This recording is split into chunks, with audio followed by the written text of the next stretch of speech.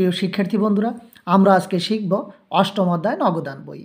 অষ্টম অধ্যায়ে এই নগদান বই একটি উদ্বৃত্ত বা একটি উদাহরণের মাধ্যমেই আমরা এক ঘোড়া নগদানের বিস্তারিত জানার চেষ্টা করব। আমরা দেখতে পাচ্ছি যে 1 তারিখে নগদ অর্থ যদি আমরা মূলধন হিসাবে কারবারে আনয়ন করি তাহলে কি হবে? নগদ অর্থ নিয়ে যদি আমরা ব্যবসা শুরু করি তাহলে নগদান হিসাব ডেবিট হবে এবং মূলধন হিসাব ক্রেডিট হবে। এক ঘোড়া নগদান বইয়ে যেহেতু নগদান হিসাব ডেবিট, তাই নগদের বিপরীত আমরা মূলধন হিসাব লিখব, কিন্তু ডেবিট পার্শ্বেই আমরা নগদের টাকাটি লিখব। যদি প্রারম্ভিক নগদ উদ্বৃত্ত নিয়ে আমরা ব্যবসা শুরু করি তাহলে কিন্তু কোনো লেনদেন হবে না। আমরা ডেবিট পার্শ্বেই ব্যালেন্স বিডি লিখে নগদের টাকাটি বা নগদ উদ্বৃত্তের টাকাটি ডেবিট পার্শ্বে লিখব। আমরা দেখতে পাচ্ছি 3 তারিখে যে কোনো নগদ প্রাপ্তি যদি আমরা ব্যবসায় নগদ অর্থের প্রাপ্তি ঘটে তাহলে কিন্তু সেই লেনদেনগুলো ডেবিট পার্শ্বে লিখতে হবে। উদাহরণের মাধ্যমে আমরা দেখতে পাচ্ছি নিশানের নিকট হতে নগদ অর্থ পাওয়া গেল। নগদ অর্থ যদি ব্যবসায়ে আগমন ঘটে তাহলে নগদান হিসাব ডেবিট এবং প্রাপ্য নিশান হিসাব ক্রেডিট। যেহেতু নগদ অর্থ কারবারে বৃদ্ধি পেয়েছে বা নগদ অর্থের আগমন ঘটেছে, তাই ডেবিট পার্শ্বে আমরা উক্ত টাকাটি লিখব, কিন্তু নগদান হিসাব যেহেতু ডেবিট, এই ডেবিটের বিপরীতে আমরা নিশান হিসাব লিখব, অর্থাৎ প্রাপ্য নিশান হিসাব লিখে ডেবিট পার্শ্বে টাকাটি দেব বা টাকাটি লিখব।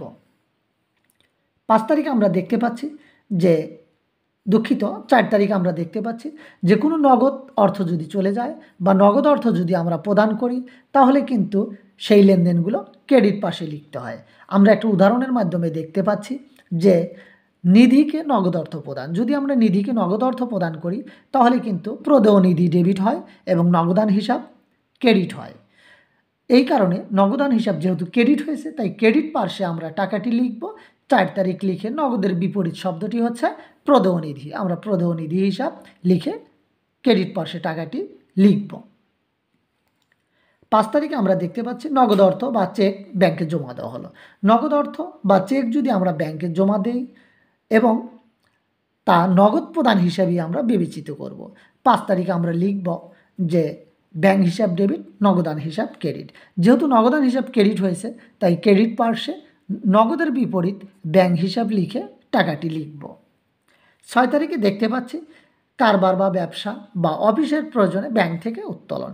কারবার, ব্যবসা বা অফিসের প্রয়োজনে ব্যাংক থেকে উত্তোলন করলে উত্তোলন নাম লেখার প্রয়োজন নেই, আমরা লিখব নগদান হিসাব ডেবিট, ব্যাংক হিসাব ক্রেডিট। যেহেতু নগদান হিসাব ডেবিট হয়েছে তাই ডেবিট পার্শ্বে আমরা নগদের বিপরীত শব্দ ব্যাংক হিসাব লিখে ডেবিট পার্শ্বে টাকাটি লিখব।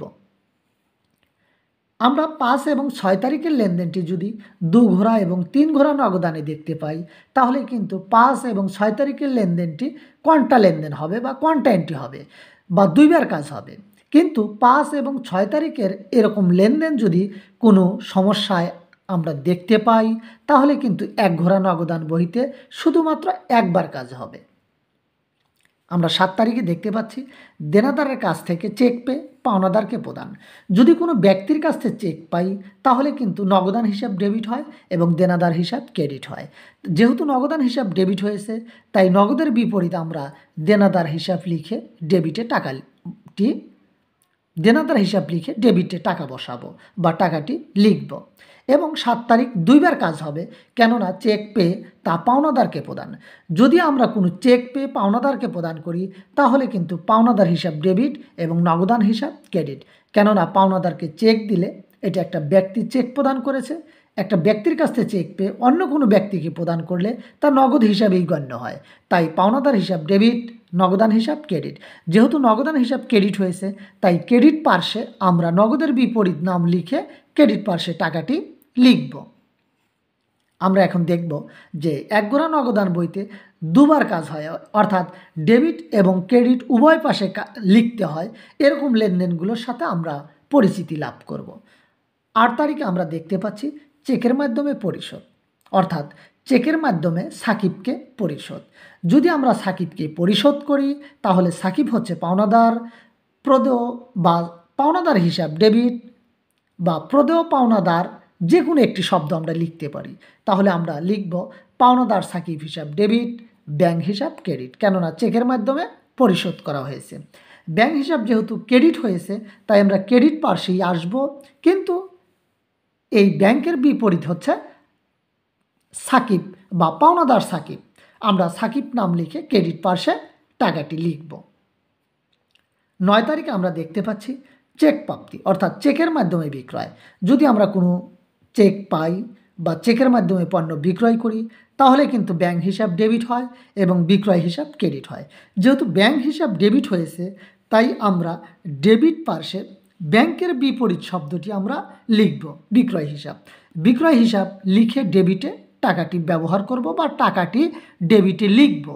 যেহেতু 9 তারিখের লেনদেনটি 2 বার কাজ হবে তাই আমরা ক্রেডিট পার্শ্বে আমরা ব্যাংক হিসাব লিখে টাকাটি ক্রেডিট পার্শ্বে লিখব, কেননা 9 তারিখের লেনদেনটি 2 বার লিখতে হবে। 10 তারিখে আমরা দেখতে পাচ্ছি মালিকের ব্যক্তিগত প্রয়োজনে ব্যাংক থেকে উত্তোলন। মালিকের ব্যক্তিগত প্রয়োজনে ব্যাংক থেকে উত্তোলন করলে উত্তোলন হিসাব ডেবিট এবং ব্যাংক হিসাব ক্রেডিট। যেহেতু ব্যাংক হিসাব ক্রেডিট হয়েছে তাই আমরা ক্রেডিট পার্শ্বে আসব এবং ব্যাংকের বিপরীত নাম হচ্ছে উত্তোলন, উত্তোলন হিসাব লিখব। যেহেতু 10 তারিখে 2 বার কাজ করতে হয় তাই ক্রেডিটে একবার কাজ করেছি এবং ডেবিটেও আর একবার কাজ করার জন্য আমরা উত্তোলন নাম তো লিখেছি, তাই উত্তোলন নাম না লিখে আমরা ব্যাংক হিসাব লিখে ডেবিট পার্শ্বে আর একবার টাকা লিখব বা ব্যবহার করব। 11 তারিখে আমরা দেখতে পাচ্ছি চেকের মাধ্যমে বিল পরিশোধ বা ব্যাংকের মাধ্যমে প্রদেয় বিল পরিশোধ। ব্যাংকের মাধ্যমে যদি আমরা প্রদেয় বিল পরিশোধ করি তাহলে কিন্তু প্রদেয় বিল হিসাব ডেবিট হয় এবং ব্যাংক হিসাব ক্রেডিট হয়। যেহেতু ব্যাংক হিসাব ক্রেডিট হয়েছে তাই আমরা ক্রেডিট পার্শ্বে আসব এবং ব্যাংকের বিপরীত শব্দ হচ্ছে প্রদেয় বিল। প্রদেয় বিল লিখে আমরা ক্রেডিট পার্শ্বে টাকাটি লিখব। যেহেতু 11 তারিখে 2 বার কাজ করতে হয় তাই আমরা ডেবিট পার্শ্বে ব্যাংক হিসাব লিখে ডেবিট পার্শ্বে আরেকটি টাকা বা ডেবিট পার্শ্বে টাকা লিখব, কেননা ডেবিট পার্শ্বে যদি আমরা টাকা না লিখি তাহলে কিন্তু এই 11 তারিখের লেনদেন 2 বার দেখানো হবে না। তাই 2 বার দেখানোর জন্য আমরা ক্রেডিট পার্শ্বে প্রথমেই কাজ করেছি এবং ডেবিট পার্শ্বে আর একবার কাজ করে আমরা দেখাবো। 12 তারিখে আমরা দেখতে পাচ্ছি আদায়ের জন্য প্রাপ্য বিল ব্যাংকে প্রেরণ অথবা আদায়ের জন্য প্রাপ্য বিল ব্যাংকে প্রেরণ করা হলো। যদি আমরা আদায়ের জন্য ব্যাংকে প্রাপ্য বিল প্রেরণ করি তাহলে কিন্তু ব্যাংক হিসাব ডেবিট হয় এবং প্রাপ্য বিল হিসাব ক্রেডিট হয়। যেহেতু ব্যাংক হিসাব ডেবিট হয়েছে তাই আমরা ডেবিট পার্শ্বেই আসব, ডেবিট পার্শ্বেই টাকাটি লিখব, কিন্তু ডেবিটের অপোজিট সাইড হচ্ছে প্রাপ্য বিল বা ডেবিটের বিপরীত শব্দটি হচ্ছে প্রাপ্য বিল। তাই বিপরীত শব্দটি আমরা প্রাপ্য বিল লিখে ডেবিট পার্শ্বে টাকাটি লিখব। যেহেতু 12 তারিখ 2 বার কাজ করতে হয় তাই আমরা ক্রেডিট পার্শ্বেও ব্যাংক হিসাব লিখে আর একবার টাকাটি ক্রেডিট পার্শ্বে লিখব, তাহলে 2 বার কাজ দেখানো হবে। 13 তারিখে দেখতে পাচ্ছি যে দেনাদার কর্তৃক সরাসরি ব্যাংকে পরিশোধ। আমরা উদাহরণের মাধ্যমে জানতে পারি বা দেখতে পারি যে লিসান কর্তৃক সরাসরি ব্যাংকে পরিশোধ। লিসান হচ্ছে একজন দেনাদার, সে সরাসরি যদি ব্যাংকে পরিশোধ করে তাহলে ব্যাংক হিসাব ডেবিট এবং প্রাপ্য লিসান ক্রেডিট। যেহেতু ব্যাংক ডেবিট হয়েছে তাই আমরা ডেবিট পার্শ্বে আসব এবং ব্যাংকের বিপরীত হচ্ছে প্রাপ্য লিসান। আমরা প্রাপ্য লিসান লিখে ডেবিট পার্শ্বে টাকা দেব। যেহেতু 13 তারিখ 2 বার কাজ করতে হবে তাই আমরা ক্রেডিট পার্শ্বেও 13 তারিখ লিখে আমরা ব্যাংক হিসাব লিখব, কেননা এখানে বিপরীত শব্দ হিসাবে লিসান লিখেছি, এখন আর লিসান লেখার প্রয়োজন নেই। তাই ক্রেডিট পার্শ্বে আমরা ব্যাংক হিসাব লিখে ক্রেডিট পার্শ্বে টাকাটি লিখব, লিখলেই আমাদের 13 তারিখ 2 বার দেখানো হবে এবং যখন সমস্যাটির সমাধান হবে আমরা দেখব ডেবিট পার্শ্বে বেশি নাকি ক্রেডিট পার্শ্বে বেশি। অবশ্যই 1 গ্রা নগদান বহিতে সবসময় ডেবিট পার্শ্বেই টাকাটি বেশি হয়, তাই আমরা ডেবিট পার্শ্বে যোগ করব, এই যোগফলটি ক্রেডিট পার্শ্বে নেব। ক্রেডিট পার্শ্বে ডেবিট এবং ক্রেডিটের পার্থক্যই হচ্ছে নগদ উদ্বৃত্ত। সেই নগদ উদ্বৃত্তটি আমরা ব্যালেন্স সিডি হিসাবে দেখাবো ক্রেডিট পার্শ্বে এবং ব্যালেন্স বিডি হিসাবে দেখাবো ডেবিট পার্শ্বে।